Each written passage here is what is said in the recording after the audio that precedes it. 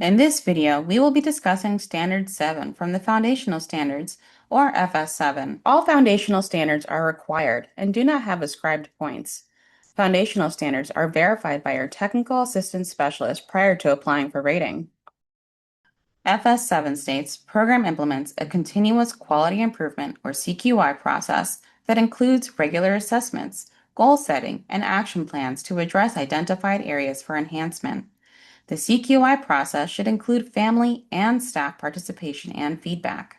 Programs utilize the Quality Improvement Plan, or QIP, in NJCCIS to document their CQI journey.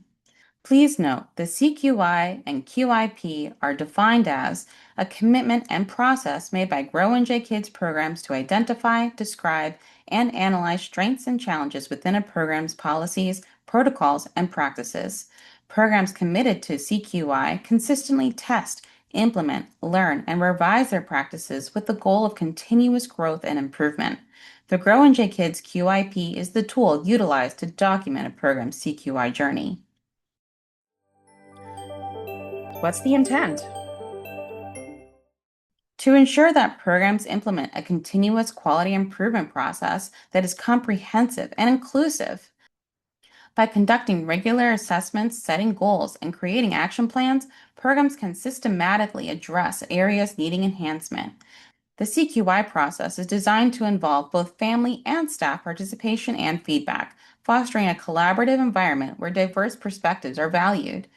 Utilizing the Quality Improvement Plan in NJCCIS to document the CQI journey ensures that the process is transparent and accountable. This approach not only promotes ongoing improvement, but also strengthens the program's ability to meet the needs of children, families, and staff effectively. What is the required evidence?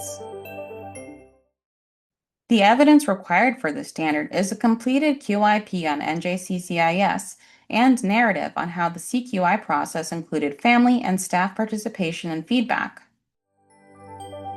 Here are some tips. To understand more about what to consider in a QIP and how it helps you through the change process, please see the QIP video short.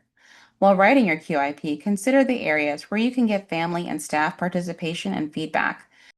This idea, again, goes back to the notion of having an implementation team and a volunteer network to help your program move through the process meaningfully. Consider involving staff in the decision-making process. What standards matter to them and why? If you don't have a curriculum, have staff and families be involved in sharing their feedback on what matters to them in a curriculum and let that influence the final decision.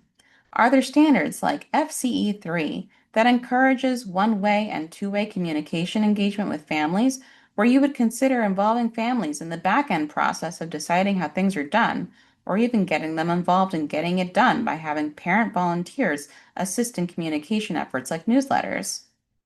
Your narrative may include quotes from staff and families describing their involvement in the process. And overall, it should be written with the perspective that whoever is reading this does not know your program or its journey. So really paint a picture explaining the thought process and choices you've made so that readers can come to understand and know your program the way you do. Now your QIP. When you've developed your QIP for GNJK Kids with staff and parent involvement, congratulations, you've met the standard. Consider how frequently you will review and update your QIP and how this living document will be embedded into the culture of your program's continuous growth. For further guidance on the standard and your specific program's needs, please speak to your technical assistance specialist.